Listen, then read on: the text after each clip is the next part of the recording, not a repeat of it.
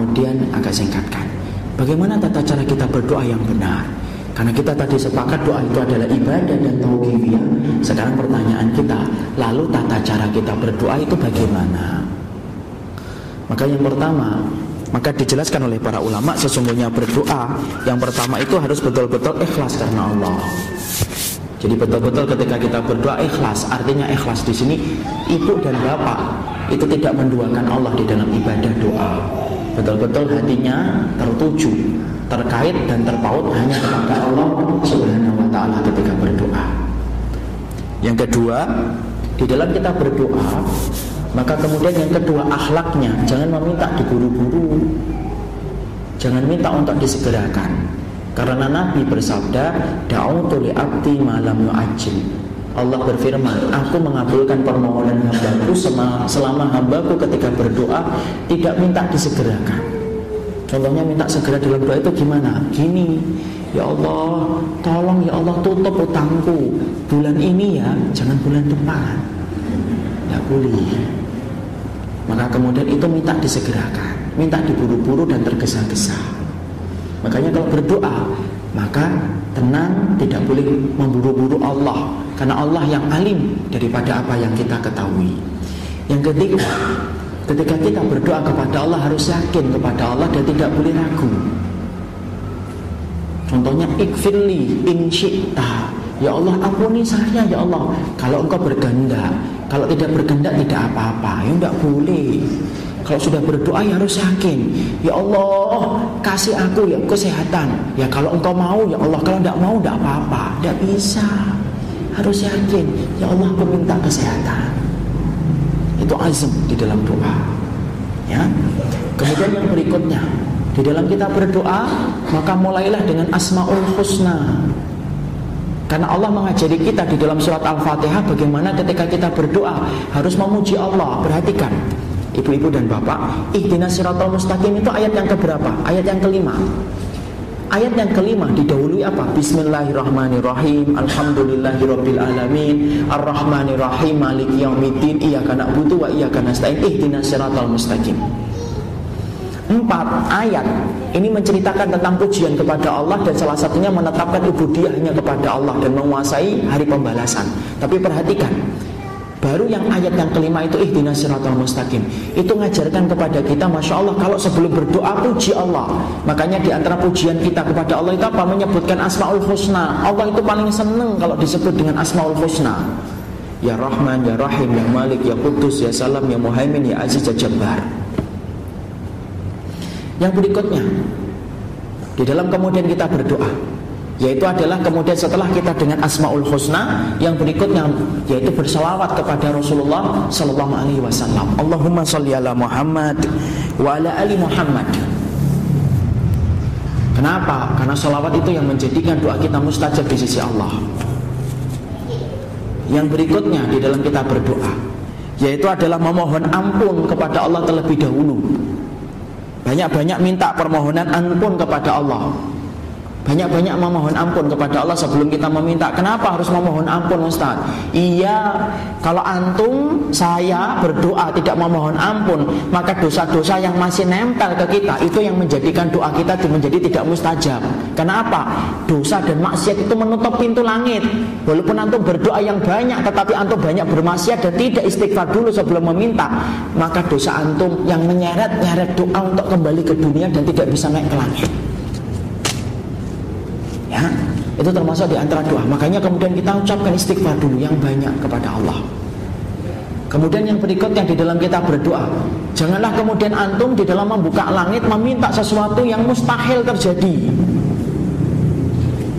sesuatu yang sifatnya memberatkan diri kita sendiri. Contohnya apa? Ya Allah, jadikan aku sebagai hamba yang beriman yang bisa terbang. Ya Allah, tidak mungkin itu. Ya Allah, jadikanlah aku orang yang umrah tanpa naik pesawat tapi 2 jam sudah sampai ke Mekah. Mustahil. Walaupun kemudian doa itu merubah yang mustahil menjadi mustajab, tapi mustahilnya jangan kebangetan.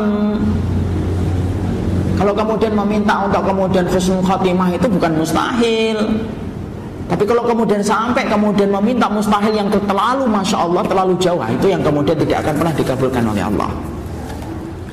Lalu kemudian yang berikutnya yaitu memanjatkan doa itu 3 kali. Dipanjatkan doa 3 kali, diulang-ulang 3 kali. Karena sesungguhnya itu adalah witir, ganjil, dan Allah mencintai permohonan yang diwujudkan dalam bentuk yang ganjil. Minta anak yang soleh, Rabbi habli minas salihin, ulang 3 kali. Kemudian yang berikutnya, di dalam kita berdoa kepada Allah, yaitu adalah di dalam kita berdoa kepada Allah, biasakanlah untuk berdoa kepada Allah di waktu yang lapang dan di waktu yang sempit. Karena Allah akan menolongmu di waktu yang sempit sebagaimana kamu menolong Allah dengan mengingat Allah di waktu lapang. Ayo kita ambil contoh Nabi Yunus. Nabi Yunus itu diceritakan oleh Allah Subhanahu wa taala. Falaula annahu kana minal musabbihin lalabisa fi batnihi ila yaumi yub'atsun. Kalaulah Yunus bukan orang yang senantiasa bertasbih kepadaku, maka aku biarkan Yunus itu berada pada perutnya ikan paus sampai hari ditegakkan hari kiamat. Kenapa Nabi Yunus itu ditolong oleh Allah sudah berada pada perut ikan paus? Allah wahyukan ikan paus untuk minggir ke tepi lautan, memuntahkan Nabi Yunus. Karena kebiasaan Nabi Yunus untuk bertasbih dan mengingat Allah di waktu lapang, sampai Allah mengingat Nabi Yunus di waktu sempit. Banyak orang itu kalau doa di waktu sempit, tapi di waktu lapang tidak pernah doa. Itu loh yang menjadikan akhirnya kita itu ditolak oleh Allah permohonannya. Minta sama Allah, doa sama Allah di waktu lapang dan di waktu sempit. Kemudian yang berikutnya mengangkat tangan. Dan di dalam kita mengangkat tangan, maka kemudian disunahkan sebagaimana riwayat dari Ibnu Abbas dan Ibnu Umar radhiyallahu anhuma. Sesungguhnya mengangkat tangan itu seberapa? Sebahu. Maka kemudian sebahu begini kita kemudian berdoa kepada Allah. Tidak boleh rendah, lebih rendah daripada itu, dan tidak boleh lebih daripada itu. Karena ternyata kalau kita perhatikan, seluruh agama-agama yang batil pun punya tata cara di dalam mengangkat tangan. Ada yang begini, ada yang begini, ada yang kemudian begini-begini. Itu semuanya batil. Yang kemudian hak di sisi Allah ketika engkau berdoa itu mengangkat tangan. Dan di antara faedah yang disampaikan ulama, kenapa kita mengangkat tangan gini? Apa faedah tauhidnya? Itu menanamkan kepada kita sebuah ilmu bahwasanya Allah itu bukan di mana-mana, tetapi Allah itu di atas arsy. Makanya begini. Coba kalau kemudian Allah di mana-mana, kita bingung ngeletakkan tangan. Cari di mana Allah. Tapi karena Allah itu di atas arsy, maka kemudian kita begini. Kenapa? Allah di atas, yaitu di atas arsy. Ya, Allah itu di mana-mana bukan zatnya, tetapi Allah di mana-mana itu apanya? Ilmunya, tapi zatnya di atas arsy-nya Allah Subhanahu wa taala azza wa jalla. Kemudian setelah kita kemudian berdoa mengangkat tangan, maka kemudian tidak disunahkan untuk mengusap wajah. Ya. Lalu kemudian kita diperintahkan untuk memilih waktu yang mustajab. Ya, memilih waktu yang mustajab. Sebelum kita menerangkan tentang waktu yang mustajab untuk membuka pintu langit, maka perhatikan dulu. Maka perhatikan dulu bahwasanya mengangkat tangan itu ada 4 metode, sebagaimana yang dijelaskan oleh Imam Al-Syekh Utsaimin. 1, antum berdoa tapi tidak boleh mengangkat tangan. Kapan antum berdoa tidak boleh mengangkat tangan? Yaitu ketika antum salat, sujud, dan kemudian membaca doa ketika tasyahud. Jangan mengangkat tangan. Pertama, susah. Yang kedua, batal salatnya. Kenapa? Doa di dalam sujud boleh atau tidak? Boleh. Sujud kemudian doa di dalam tasyahud akhir.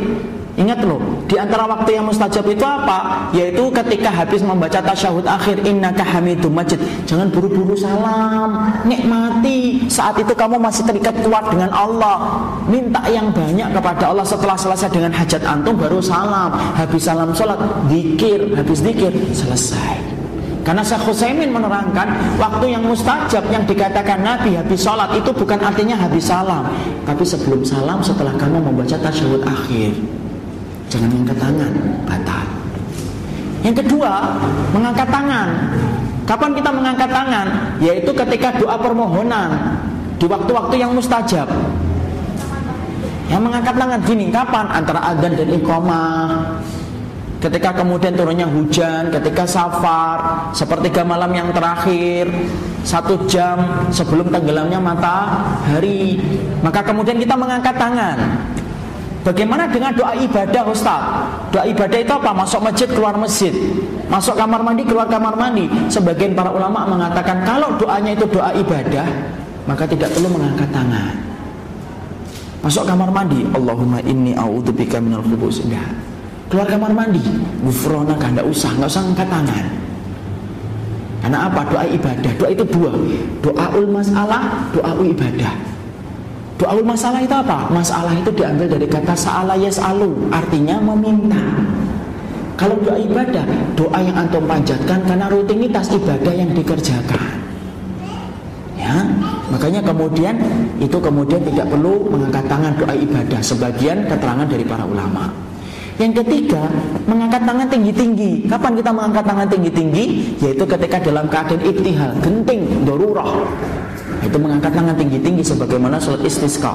Yang keempat, telunjuk ini membuka langit dalam doa kapan? Ketika sang khatib sedang khutbah. Gini. Khatib Jumat ketika khutbah begini, karena inilah cara untuk kemudian berdoa bagi seorang khatib.